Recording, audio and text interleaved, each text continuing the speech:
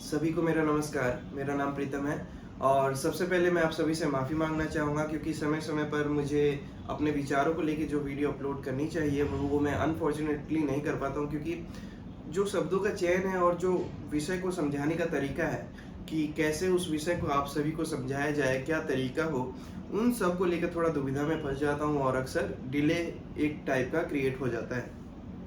खैर, आज एक नए विषय के साथ आप सभी के सामने आया हूँ और मैं उम्मीद करूँगा कि आप उस विषय को समझेंगे और अपने जीवन में उसका अमल करेंगे। आज के विषय को समझने के लिए आपको बेसिकली 3 शब्दों का ध्यान रखना है। सबसे पहला है कैपेबिलिटी एंड स्ट्रेंथ। ठीक है? किसी भी व्यक्ति के काम करने का जो स्ट्रेंथ है, जो कैपेबिलिटी है उसकी, जो उसका पोटेंशियल है, वो चीज़। दूसरा लीगल ग्राउंड और तीसरा मॉरल ग्राउंड। इसको हम लीगल करेक्ट और मॉरल करेक्ट भी यहाँ पर बोल सकते हैं। अब ये जो ट्रायंगल है, हमें इसी ट्रायंगल का ध्यान आज यहाँ पे रखना है। तो देखिए, किसी भी व्यक्ति की जो स्ट्रेंथ होती है और जो कैपेबिलिटी होती है काम करने की, उसके ऊपर हम चर्चा करते हैं। देखिए, हम सभी को पता है कि इस दुनिया में जितने लोग हैं और सब चाहे तो एक बार अगर उन्होंने ठान लिया तो कुछ भी कर सकते हैं। तो उसी को समझते हैं आज कि ज़रूरी है कि जो उसकी स्ट्रेंथ हो और जो जो कार्य वो कर सकता हो, वो सारे कार्य किए जाए, वो सारे एक्ट किए जाए उस पर्सन के थ्रू। उसी को समझने की कोशिश करते हैं और उसको समझने के लिए हमें एक चीज़ का ध्यान रखना होगा। जब भी हम कोई काम करें, हमें 2 चीज़ अक्सर चेक करनी चाहिए। एक व्यक्ति है, उसकी कैपेबिलिटी, उसका एक स्ट्रेंथ है, उस स्ट्रेंथ को यूज़ करके वो एक काम कर सकता है। ठीक है? एक व्यक्ति है, उसका एक स्ट्रेंथ है काम करने का और उस स्ट्रेंथ को यूज़ करके वो एक काम कर सकता है। अब जब भी वो काम करने जाए, उससे पहले उसको 2 चीज़ों को ध्यान में रखना है। सबसे पहला कि क्या वो काम कानूनी रूप से सही है, और दूसरा क्या वो काम नैतिक रूप से सही है। अगर उसका किया हुआ काम या फिर वो जो काम करने जा रहा है, इन दोनों ही जगहों पे ठीक फिट होता है, दोनों ही जगहों पे यहाँ पे इनको ग्रीन फ्लैग मिल जाता है, इनको उस काम करने के लिए एक ऐसा सिग्नल मिलता है जिसमें दोनों जगह वो काम ठीक है, तभी वो काम किया जाना चाहिए। अदरवाइज हो सकता है कि वो काम करने की स्ट्रेंथ उस पर्सन में हो, उस व्यक्ति में हो, लेकिन अगर वो इन दोनों जगह पे फिट नहीं हो रहे हैं, ये दोनों चीज़ उसको उस काम करने को अलाउड नहीं कर रहे हैं, तो वो काम उसे नहीं करना चाहिए। अब इसको एग्जाम्पल के थ्रू समझेंगे, बट उससे पहले मैं ये बता दूं कि मैंने मॉरल करेक्टनेस और लीगल करेक्टनेस और मॉरल करेक्टनेस क्यों लिया बेसिकली। लीगल करेक्टनेस एक टाइप से जो सोसाइटी है वो किसी पर्सन पे एक प्रेशर क्रिएट करती है कुछ ऐसे कार्यों को लेके जो उसे नहीं करना है या जो उसे करना है। तो जो एक्सटर्नल फोर्स है वो एक लीगल करेक्टनेस के थ्रू आती है, और जो इंटरनल फोर्स है किसी काम को लेके सही गलत है कि नहीं, वो हमें मॉरल करेक्टनेस के थ्रू समझ में आती है। तो कोई काम अगर हमें सोसाइटी करने से रोक रही है तो उसका सर्कल हमें यहाँ पे लीगल ग्राउंड में दे देते हैं, और कोई काम हमारा मन हमें करने से रोक रहा है तो हम मॉरल ग्राउंड में उसे डाल देते हैं, और ये हमारी हो गई स्ट्रेंथ काम करने की। और ये जो है एक्ट है जो हम करने जा रहे हैं अपने स्ट्रेंथ को यूज करके। अब जब कोई भी एक्ट हम करने जाएं किसी अपने स्ट्रेंथ को लेके, तो उससे पहले हमें क्या चेक करना है कि क्या वो लीगल वे में करेक्ट है या फिर क्या वो मॉरल वे में करेक्ट है। यही दोनों चेक करना है ना, और यही एक ट्रायंगल क्रिएट करता है। इसको हम एग्जाम्पल के थ्रू समझते हैं। फॉर एग्जाम्पल, आप रोड पे चल रहे हैं, ठीक है, आप फुल्ली कैपेबल है, फुल्ली आपके पास कंप्लीट स्ट्रेंथ है किसी भी पर्सन को, किसी भी राहगीर को जो उस रोड से साइड से आपके साइड से जा रहा है, आप चाहें तो उसको रोक के आप उसके साथ मारपीट कर सकते हैं। आपके पास इतनी स्ट्रेंथ है, आप जीत भी जाएंगे। लेकिन क्वेश्चन ये है कि क्या उसको मारा जाए रोककर बिना किसी कारण के, और क्या आप जब उसको मारते हैं तो क्या वो लीगल करेक्ट है, लीगली करेक्ट है? नहीं। क्या आप उसको मारते हैं तो क्या वो मॉरली करेक्ट है? वो भी नहीं। तो यहाँ पर हम देखें, जो एक्ट हम करने जा रहे थे, एक व्यक्ति जो चल रहा था रोड पर और उसको एकदम से थॉट आता है कि चलो इसको पीटा जाए, उससे पहले वो सोच लेता है कि क्या ये लीगली करेक्ट है? तो नहीं। क्या ये मॉरली करेक्ट है? तो मॉरली भी करेक्ट नहीं है। बस इसी चीज का हमें ध्यान रखना है। उदाहरण के तौर पे हम दूसरा उदाहरण लेते हैं। फॉर एग्जाम्पल, आपके पास बहुत सारा पैसा है, ठीक है, आपके पास बहुत सारा पैसा है, आपको उधार लेने की कोई जरूरत नहीं, तब भी आपको उधार लेना है। चलिए, आपका मन हुआ आपको उधार लेना है। ऐसे में आप अपने रिलेटिव के पास जाते हैं, कोई नोन है उसके पास जाते हैं और उनसे उधार लेने की कोशिश करते हैं। उससे पहले हम ये चेक करेंगे उधार लेने से पहले कि क्या वो लीगली करेक्ट है। हमारे पास पैसा है फिर भी हम पैसा मांगने जा रहे हैं किसी से उधार, क्या वो लीगली करेक्ट है? तो आंसर है हाँ, लीगली करेक्ट है। कानून हमें नहीं रोकता, हमारे पास पैसा हो ना हो, हम किसी से पैसा लें, जनरली हम किसी से पैसा लें तो ले सकते हैं, इसमें कोई रुकावट नहीं आएगी, है ना। वहीं पर मॉरली देखा जाए तो वो करेक्ट नहीं है, वो इनकरेक्ट है। मॉरली, नैतिक रूप से हम देखें तो जब हमारे पास पैसा है, हमारा कॉमन सेंस कहता है कि जब हमारे पास पैसा है तो हमें क्यों उधार लेना, तो यहाँ पर ये मॉरली इनकरेक्ट हो जाता है। तो हो सकता है ये करेक्ट हो गया बट ये इनकरेक्ट हो गया, तो ऐसे में जो ये एक्ट है ये भी सही नहीं है, इसको भी करने से रुकना चाहिए, बचना चाहिए। तीसरा एग्जांपल ले लेते हैं। जो बैटिंग एप्स हैं जहां पर पैसे लगाए जाते हैं, बेसिकली वो प्रेडिक्शन के ऊपर है ना। आई थिंक इसको सट्टा बोलते हैं हिंदी में। और जो भी लोग सट्टे में पैसा लगाते हैं, और सट्टे के लिए, इन सट्टों के लिए कुछ पर्टिकुलर एप्स भी होते हैं, तो लॉ जो है उन एप्स को लेकर पर्टिकुलरली अभी चुप है, साइलेंस है उन पर्टिकुलर एक्ट्स को लेकर, और कोई रेगुलेशन नहीं है उस पर बेसिकली कि उसको बैन किया जाए या फिर उसको सर्कुलेट करने से रोका जाए। ऐसा कोई एक्ट नहीं है कि जो ऐप है जिसपे बैटिंग ऐप जो है उसको रोका जाए। तो लॉ जब उस पर साइलेंट है तो हम कह सकते हैं कि चलिए वो करेक्ट हो गया, ठीक है, हम उसको डाल दें कि हम पैसा लगाने जा रहे थे, हम सट्टे में पैसा लगाने जा रहे थे और लॉ क्योंकि चुप है तो मान लेते हैं कि चलिए हम उस ऐप पे पैसा लगा सकते हैं। मॉरली जब देखें तो क्या वो करेक्ट है, अगर मैं खुद से पूछूं तो वो भी करेक्ट नहीं है। हो सकता है बहुत से लोगों को वो करेक्ट लगे, बट मैं अपनी थिंकिंग बताऊं तो यहाँ पर ये गलत है। हो सकता है यहाँ पर सही हो, लीगली सही हो, बट यहाँ पर गलत है। हो सकता है आगे लॉ इस पे कोई पर्टिकुलर एक्ट बना दे और बोलते आज से जितने भी प्रेडिक्शन वाले ऐप हैं, जितने भी बैटिंग ऐप हैं, वो सारे अब से बैन होने चाहिए। तो ऐसे में यहाँ पे जो लीगली ये इनकरेक्ट हो जाएगा, बट अभी अनफॉर्चुनेटली क्योंकि लॉ जो है इस पे चुप है तो हम इसको करेक्टनेस की जो बास्केट है उसमें डाल देते हैं और मॉरली यहाँ पे हम इसको गलत ले लेते हैं। तो ऐसे में ये एक्ट भी गलत हो जाता है, तो हमें ये भी करने से बेसिकली रुकना चाहिए। चौथा एग्जांपल हम लेते हैं, एडल्ट्री का जो कॉन्सेप्ट है, या फिर हस्बैंड ने वाइफ को चीट किया या वाइफ ने हस्बैंड को चीट किया, और चीट करने से पहले अगर उसने चेक किया, अनफॉर्चुनेटली देखा जाए तो हमें उसका भी पैटर्न मैच करना होगा, तो क्या वो लीगली करेक्ट है? नहीं। क्या वो मॉरली करेक्ट है? नहीं। ना वो लीगली करेक्ट है ना वो मॉरली करेक्ट है। तो हमें चीट करने से भी बेसिकली रुकना चाहिए।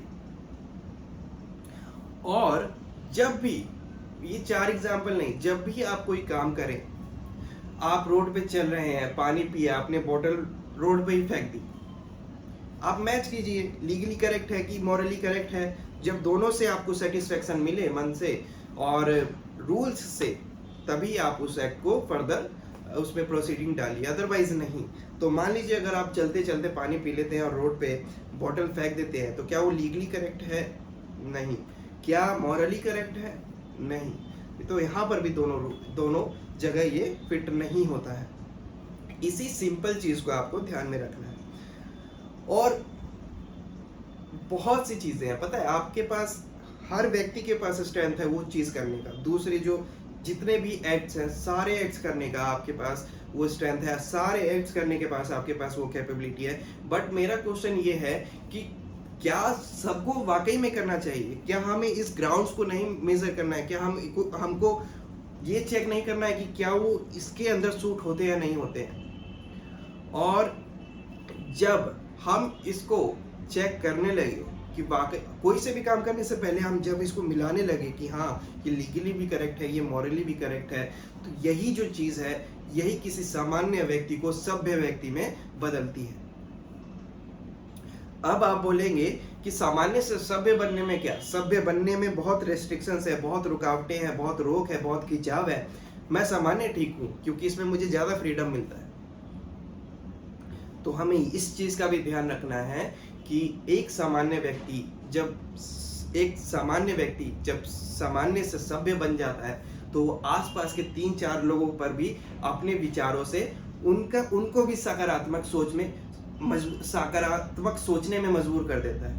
और जब वो सकारात्मक सोचने लगते हैं, तो वो भी सामान्य से सभ्य बन जाते हैं। और जब सभी लोग सभ्य बनने लगे, जब आसपास के सभी लोग सभ्य बनने लगे, तो एक सभ्य समाज का निर्माण होता है। और जब सभ्य समाज का निर्माण होता है, तो वो सभ्य समाज एक सही दिशा में विकास की ओर आगे बढ़ती है।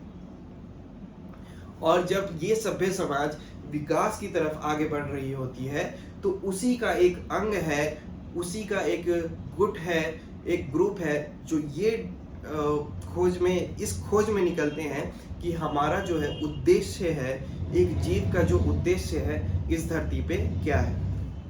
और वो जो गुट है उसका निर्माण तभी होगा जब समाज सभ्य होगा, और समाज सभ्य तभी होगा जब आसपास के 3-4 लोग सभ्य होंगे, आसपास के 3-4 लोग सभ्य तभी होंगे जब आप सभ्य बनेंगे, आप सभ्य तभी बनेंगे जब आप सामान्य से अलग होंगे। सामान्य से अलग बनने के लिए आपको कुछ नियमें, कुछ कानून और कुछ दायरों में रह के ही सारे काम करने।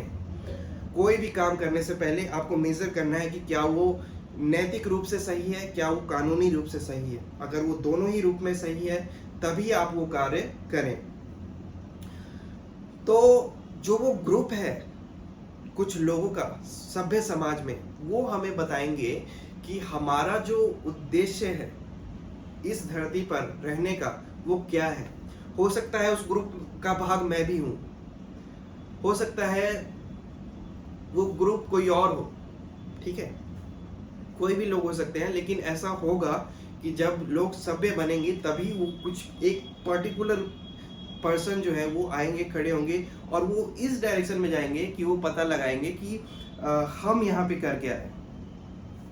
इसको हम एक एग्जाम्पल के थ्रू समझते हैं। आप बास्केट में एक सेब लीजिए और उसको छोड़ दीजिए। धीरे धीरे क्या होगा, वो सेब सड़ने लगेगा, और धीरे धीरे क्या होगा, उस पर अपने आप कीड़े आपको दिखने लगेंगे। अब उन कीड़ों को कुछ नहीं पता, अब वो आराम से जी रहे हैं, उनको कोई लेना देना नहीं है, ना भूत से लेना है, ना भविष्य से लेना है, उनको ना जनसंख्या नियंत्रण से कोई लेना देना है। वो अपना, जब तक वो सेब है, जब तक उस सेब का अस्तित्व है, तब तक वो वहाँ पे रहेंगे, उस सेब को खाएंगे, एक दूसरे के ऊपर चढ़ के लड़ के वो सेब खत्म करेंगे। और जैसे ही आप देखेंगे वो सेब खत्म हुआ, तो उस सेब के ऊपर जितने कीड़े थे वो भी समाप्त हो जाएंगे। ठीक उसी प्रकार आप इस धरती को भी वो सेब मानिए, जहाँ पर जीव जंतु तो हैं, लेकिन उनको अपना उद्देश्य नहीं पता, अपना भविष्य नहीं पता कि वो यहाँ पर कर क्या रहे हैं। और ये पता लगाने के लिए ही कुछ ऐसा करना होगा, एक ऐसे समाज का निर्माण करना होगा, या एक ऐसे समाज का निर्माण होगा, और वो समाज ही, और वो सभ्य समाज ही इस चीज़ का पता लगाएगी। हम देखते हैं, अक्सर हम देखते हैं साइंटिस्ट, एस्ट्रोलॉजर्स, दुनिया भर के रिसर्चर्स करते हैं। किस लिए करते हैं? उनको यही तो पता लगाना है कि इस धरती के बाहर क्या है, इस धरती के बाहर भी रहा जा सकता है कि नहीं रहा जा सकता है। समय से पहले हम जो अभी इस समय में रह रहे हैं, इससे पहले लोग कैसे रहते थे, समय के बाद में इस समय के बाद में लोग कैसे रहेंगे, पानी का स्तर कैसे बढ़ रहा है, ज्वालामुखी कैसे फट रही, दुनिया भर के सवाल जो है उन पे वो क्यों रिसर्च कर रहे हैं? क्योंकि वो सभ्य है, और उनका ये कर्तव्य बनता है कि वो पता लगाएं। और उनके साथ साथ अगर मान लो, अगर मैंने भी उस विषय में रुचि दिखाई होती, या फिर मुझे भी उसका ज्ञान होता, तो मैं भी अपनी भागीदारी उसमें दे रहा होता। बट अनफॉर्चुनेटली क्योंकि मेरे पास उतना ज्ञान नहीं है, तो मैं उस समूह का भाग नहीं बन पा रहा हूँ। बट अगर हम डायरेक्टली कंट्रीब्यूट ना करें तो इनडायरेक्टली तो दे सकते हैं, और वैसे इनडायरेक्टली देने के लिए हमें सामान्य से सभ्य बनना बहुत ज़रूरी है। तो मैं समझा रहा था सेब वाली थ्योरी को, कि जैसे एक सेब पे कीड़े लग जाते हैं और फिर वो सेब समाप्त हो जाता है, ठीक वैसे ही ये धरती भी है, और बहुत ज़रूरी है, ये बहुत ज़रूरी है इस चीज़ का पता लगाया जा सके कि हम किस दिशा में जा रहे हैं, हमारा भविष्य क्या है, भूत क्या था, कहाँ से आए, कहाँ से हमारा निर्माण हुआ, कहाँ से हमारा जन्म हुआ, हमारा अस्तित्व क्या है, और कहाँ हम जाने वाले हैं, क्या इसका कोई अंत है, जन्म और मृत्यु का कोई अंत है। इन्हीं सवालों के दायरे में हम अक्सर फंसे हुए हैं, और जब एक व्यक्ति के बस की बात नहीं है कि वो इन सभी प्रश्नों का उत्तर हमें निकाल के दे दे, तो इसके लिए एक सभ्य समाज की ज़रूरत है। सभ्य समाज ही तब बनेगा जब लोग सभ्य होंगे, और उसके लिए आपको भी छोटे ज़्यादा कुछ बड़ी बात नहीं है, बस इन छोटे चीज़ों का, इन छोटे शब्दों का, इन छोटी चीज़ों का ध्यान रखना है बेसिकली। तो जब भी कोई काम करे, उससे पहले ये देख ले कि वो काम लीगली करेक्ट है या मॉरली करेक्ट है। अगर दोनों में करेक्ट है तभी करें, अदरवाइज ना करें। क्योंकि करने को तो बहुत कुछ किया जा सकता है, बट ज़रूरी नहीं है हर बार कि हर चीज़ की जाए। आपको वही चीज़ इस थ्योरी के थ्रू ही समझनी है, और थ्योरी के थ्रू समझनी भी है, और इन फ्यूचर कोई काम करते हैं तो उससे पहले बेसिकली आपको चेक भी करना है कि इन दोनों में फिट हो रहा है या नहीं हो रहा। बहुत से लोग डिस्ट्रैक्टेड होते हैं, उनको क्या लगता है कि सभ्य बनने में कुछ नहीं रखा, सामान्य लोग देखो कितना एंजॉय कर रहे हैं, और वही एंजॉयमेंट मुझे चाहिए भाई। आप अपना बनो सभ्य, मैं सामान्य ठीक हूँ। और जो दूसरे सामान्य लोगों से इन्फ्लुएंस होके वो इस चीज़ पर अमल भी नहीं करना चाहते, है ना, उनको ये चीज़ समझनी चाहिए। उनका अक्सर ये क्वेश्चन रहता है कि इसमें बहुत सारी रिस्ट्रिक्शंस है, और हम इंजॉयमेंट चाहते हैं, है ना, तो हम नहीं बनना चाहते। बेसिकली वो अपने आप को इस ग्रुप से, इस समूह का भाग नहीं बनाना चाहते। तो ऐसे, क्योंकि वो चाहते हैं, बेसिकली वो चाहते हैं कि उनका कुछ लाभ हो, किसी प्रकार का लाभ हो। वो चाहते हैं कि वो, उनका प्रश्न होता है कि चलो हम बन गए, अब इसमें हमारा क्या लाभ। तो वो बेसिकली लाभ के ऊपर, प्रॉफिट के ऊपर फोकस कर रहे होते हैं। और मेरा ये मानना है कि आप हर बार, या मेरा तो ये भी कहना है कि आप एक भी बार प्रॉफिट पे फोकस मत कीजिए। लेकिन जब हम एक भी बार प्रॉफिट पे फोकस नहीं करते हैं तो फिर वो हमारे सर्वाइवल पे थोड़ी डिफिकल्टी क्रिएट कर देता है। तो मैं ये कहता हूँ कि आप हर बार प्रॉफिट पे फोकस मत कीजिए, आप हर बार अपना लाभ मत खोजिए, क्योंकि यही, जब आप लाभ खोजते हैं ना किसी चीज़ में, यही बताता है कि आपकी मानसिकता बच्चों वाली है या मैच्योर हो गए हो, है ना, आप बड़े हो गए हो, आपकी सोच बड़ी हो गई है, या फिर आप बच्चों की तरह ही सोचते हो। क्योंकि आपने देखा होगा कोई वृद्ध व्यक्ति है, तो वो जब पौधा लगाता है, किसी भी फल का पौधा लगाता है, तो अगर वो सोचता कि इस पौधे को लगाने से मेरा क्या लाभ, तो क्या उसका पोता जो आम खाता है 30 साल बाद खा पाता? नहीं खा पाता। तो इसीलिए मैं कह रहा हूँ कि जैसे वो वृद्ध व्यक्ति उसने इसको अपनी जिम्मेदारी समझी, वैसे ही बहुत सी चीजें हैं जिसको हमें एज एन जिम्मेदारी समझना है ना। हमको लाभ है, उससे मिल रहा है कि नहीं मिल रहा है, उस पर ध्यान नहीं देखना, बट एज एन आप उसको अपनी ड्यूटी समझो, क्योंकि आप उसको ड्यूटी समझोगे तभी वो समवेयर सोसाइटी में अपना कहीं ना कहीं उससे प्रॉफिट होगा, और वो अभी नहीं तो बाद में होगा, और उसी चीज़ को आपने ध्यान में रखना है। अब देखो बच्चे क्या होते हैं, बच्चों को आप खिलौना दे दो, ठीक है, माइंडसेट कैसा होता है, बच्चों को आप खिलौना दे दो वो खुश है। अब वैसे में कोई दूसरा व्यक्ति है, वो भी उस खिलौने को देख के उसको लगेगा कि यार ये तो बहुत अच्छा है, मतलब ऐसे खेला जा सकता है मेरा भी। और यहाँ पर एक जो बच्चा है वो पढ़ रहा है, ठीक है, और दूसरा बच्चा जो है वो कहाँ पे अट्रैक्ट होगा, वो खिलौने की तरफ होगा। लेकिन मैच्योरिटी यही है कि उसको ये रियलाइज हो, या उसको ये रियलाइज करवाया जाए कि वो जो खिलौना है वो किसी भी चीज़ का सॉल्यूशन नहीं है, सॉल्यूशन आपका पढ़ाई की तरफ है।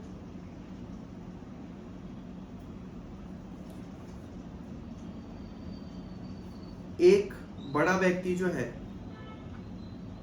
जब वो बचपन में होता है, खेल रहा होता है खिलौने से, और वही जब बड़ा हो जाता है तो उसके पास इतना पैसा होता है कि वो जो बचपन में जिस खिलौने से खेल रहा होता था उसका टीला खड़ा कर सकता है, मतलब इतना खिलौना खरीद के रख सकता है अपने लिए जितना वो उस बच्चे ने सोचा ना, है ना।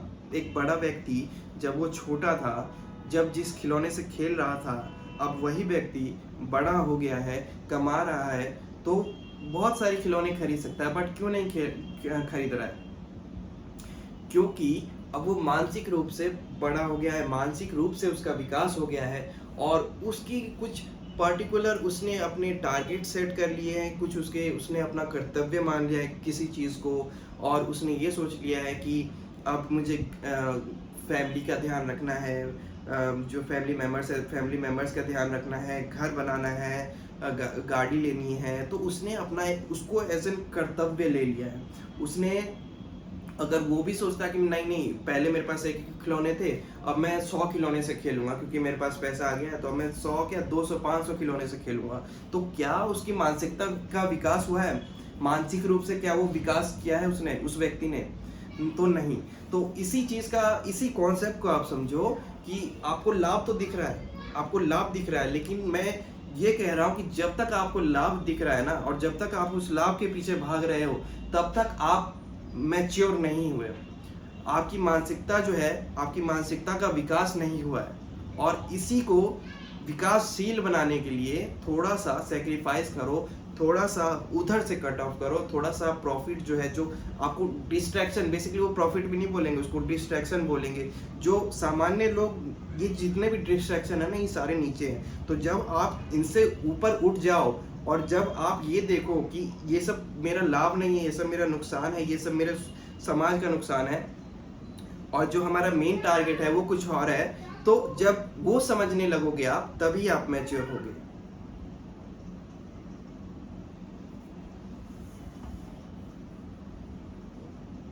तो फिर से मैं आप सभी को एक बार रिवाइज करवा दूं, किसी भी काम को करने से पहले हमें 2 चीजें सोचनी पड़ेंगी कि क्या वो कानूनी रूप से सही है, क्या वो नैतिक रूप से सही है। कानूनी और नैतिक रूप ही क्यों चूज किया था मैंने? कानूनी बेसिकली एक्सटर्नल फोर्स क्रिएट करता है, और moral correctness basically internal force create करता है। 4 एग्जाम्पल भी दिए आपको, उसके बाद आपको बताया भी कि अगर हम इस चार्ट को फॉलो करेंगे तभी आप सभ्य से सामान्य से सभ्य बनेंगे। सामान्य से जब सभ्य बनेंगे तभी एक सभ्य समाज का निर्माण होगा। सभ्य समाज का जब निर्माण होगा तो हम सही दिशा में जाएंगे, हर चीज में हमें लाभ मिलेगा। और इस हर चीज़ में लाभ के साथ साथ हमें ये भी पता चलेगा कि हमारा जो अस्तित्व है वो किस लिए है और हमारा जो भविष्य है वो किस दिशा में जाएगा या किस दिशा में जाना चाहिए।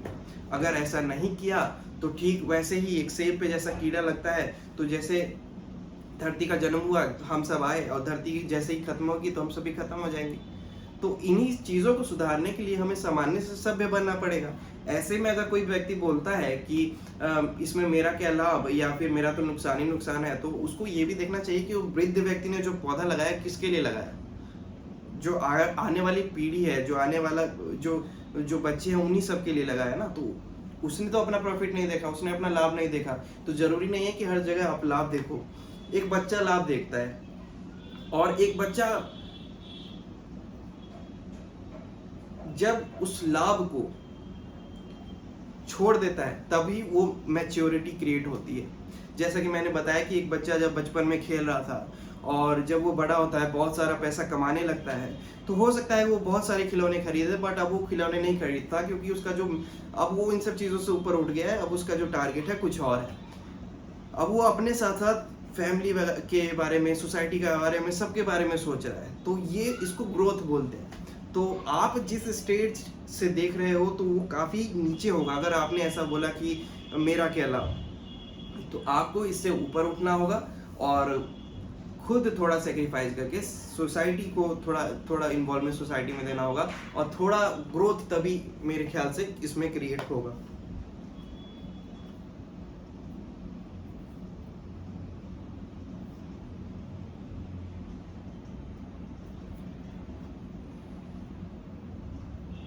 डिस्ट्रैक्शन काफ़ी इजी होता है। देखो, अगर आप किसी बच्चे के सामने एक टीवी में कार्टून लगा दो, वहीं पे बुक रख दो, तो डिस्ट्रैक्शन जो है वो आपको इजीली, उस बच्चे को इजीली कैच करेगा। वो किताबें साइड कर देगा, कार्टून देखने में लग जाएगा, है ना। तो डिस्ट्रैक्शन काफ़ी अट्रैक्टिव भी होता है और काफ़ी कैची होता है। तो इससे बचना बहुत डिफ़िकल्ट होता है, सब नहीं बच पाते हैं, बट कोशिश करना चाहिए बचने के लिए। और इसीलिए हम अपना बेसिकली प्रॉफिट देते हैं, क्योंकि डिस्ट्रैक्शन में बेसिकली एक इंजॉयमेंट होता है। उसको वो ये फील कर रहा होता है कि उसको काफ़ी इंजॉयमेंट मिल रहा है, प्लेजर मिल रहा है उस चीज़ में। बट अनफॉर्चुनेटली ये चीज़ नहीं है, और जब तक आप ऐसे सोचते रहोगे तब तक आपकी ग्रोथ नहीं होगी। तो इन सब चीज़ों से आपको ऊपर उठना है और तभी एक मैच्योर माइंडसेट कहा जा सकता है। तो डिस्ट्रैक्शन आपको बेसिकली जो प्रॉफिट है, जो लाभ है, और वो भी एक ऐसा लाभ कि मैं तो चलो इसको ज़्यादा खींचते नहीं है। तो बेसिकली जो व्यक्ति इसको हटाने के लिए, इससे ना जुड़ने के लिए, क्योंकि इसमें वो ग्रेविटेशनल फोर्स नहीं है जो डिस्ट्रैक्शन में है, जो उस डिस्ट्रैक्शन में है जो एक सामान्य व्यक्ति एंजॉय करता है। तो उससे बचने के लिए हमें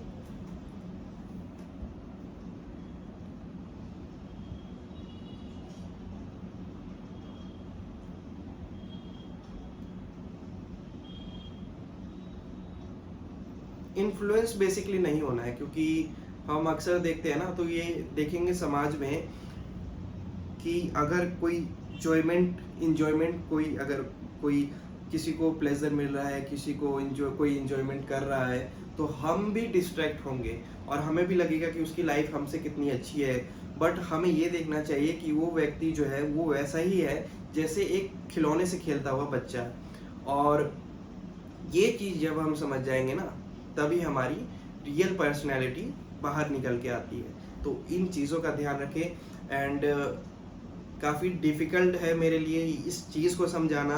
लास्ट के 10 मिनट तो काफ़ी टेक्निकल हो गए होंगे और काफ़ी आई थिंक मैंने मेस्ड अप कर दिया होगा। बट आई नो कि आप जो इसका कॉन्क्लूज़न है बेसिकली वो समझेंगे। एंड आई नो कि जो चैन मैंने क्रिएट किए हैं फ्रॉम A to Z, आप उसको फॉलो करते हुए मेरे बातों को समझेंगे और आपको रियलाइज़ होगा कि बेसिकली मैं क्या कहना चाहता हूँ। तो अगर नहीं समझ में आया तो एक बार फिर से देख लेना, क्योंकि सारी चीज़ें मैं ऑलरेडी समझा चुका हूँ। रिवाइज करवा देता हूँ। बेसिकली मैं कंसर्न था एक व्यक्ति के उस एक्ट को लेके, और जो बेसिकली एक व्यक्ति के उस एक्ट को लेके कि जो उसे नहीं करना चाहिए, और क्योंकि उसको भी नहीं पता कि उसको ये एक्ट करना है कि नहीं करना है, उसको चेक करने के लिए वो लीगली और मॉरल ग्राउंड पे चेक कर सकता है। एग्जाम्पल भी दिया आपको। उसके बाद हमने सोसाइटी के बारे में भी बात किया कि एक डेवलप सोसाइटी का जो क्रिएशन है इसी टाइप से होता है, और जब डेवलप्ड सोसाइटी का क्रिएशन होता है तो उससे मतलब हम इस पूरे प्लेनेट को क्या बेसिकली बेनिफिट मिलेगा। और जो इसका पार्ट नहीं बनना चाहते हैं, क्योंकि इसमें वो अट्रैक्शंस नहीं है, वो उतना अट्रैक्शन नहीं है जो बाहरी चीज़ों में है, जो बाहरी की डिस्ट्रैक्शंस में है। ठीक वैसे ही जैसे एक बच्चा खिलौने से खेलता है और उसको वो चीज़ डिस्ट्रैक्टेड, मतलब उसके लिए वो ठीक है, बट हमें पता है कि वो डिस्ट्रैक्शन है उसके लिए। ठीक उसी प्रकार जो व्यक्ति जो बाहर के लोगों को खुश देख के, बाहर के लोगों को बेकार की चीज़ों में इन्वॉल्व देख के उनको लगता है कि यही खुशी है, तो उनको गलत लगता है। और जब वो वहाँ से बाहर निकल के देखेंगे तो फिर उनको रियलाइज़ होगा कि वो वैसे ही था जैसे एक बच्चा जो खिलौने से खेलना चाह रहा था या खेल रहा था बेसिकली। तो उससे निकलना भी बेसिकली बहुत ज़रूरी है। और कोई नहीं, बस आप इसी पैटर्न को फॉलो करें, बाकी सब अपने आप आई थिंक सेट हो जाएगा। और एक टाइम होगा जब आपकी भी, अगर आप मैच्योर हैं तो वेरी गुड, नहीं है तो इस चार्ट को फॉलो करेंगे तो मैच्योरिटी आ जाएगी, अपना खुद पे खुद आएगी। और थैंक यू।